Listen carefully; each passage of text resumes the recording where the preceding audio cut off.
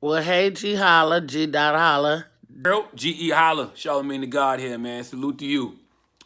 Ge Holla, what's going on? This is Lecrae. That's right, get it right. And shouts out to that boy Ge Holla. G-Haul. What's going on? It's Capital P. Coming from Chicago, staying in Atlanta right now. Lives out in Atlanta. Capital stands for killing all previous ignorant thoughts of life. That's my acronym. Capital P, how important is it for us to remember our heritage and our roots?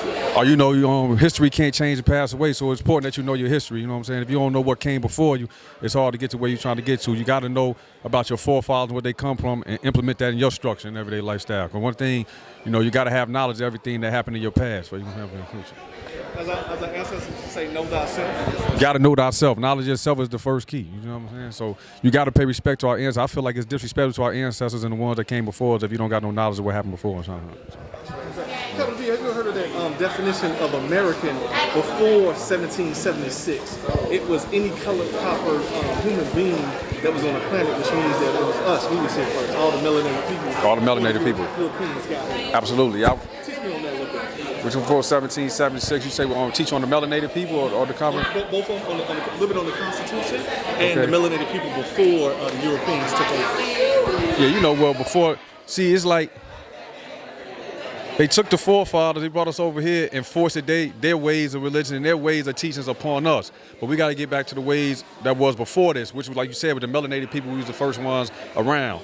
And then over the years, it became watered down because, they snatched us, they brought us over here, and they put their teachings upon us. But, before all that, the 1770s, y'all familiar with Dred Scott?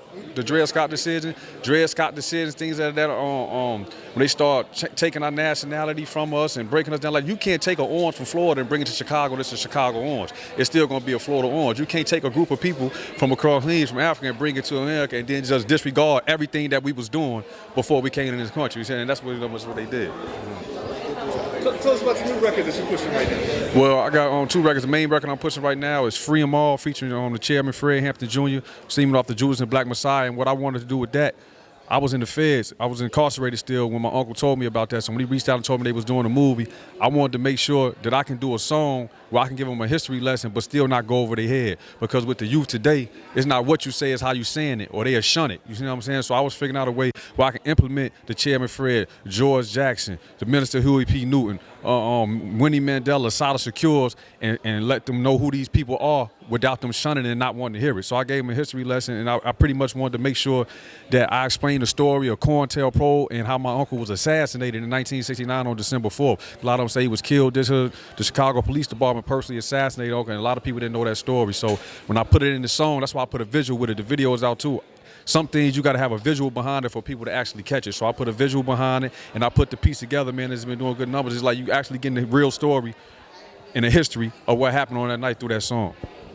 Well, I'm gonna ask you this. So we talk about going back to what we came from, going back to. Can you tell the people one way that you would suggest that we're able to how do we get back to the past or what they took away from us? See, one thing I say, the women and the children is the country's wealth. We got to start implementing in the children and the women at an early age. You got to catch them in the maxims of the youth before they get to an age where the streets get a hold of them. And see, instead of asking your kids what grades they got, it's like what they teach you at school. Because they might be teaching, they might got an A in something that we ain't want them to learn.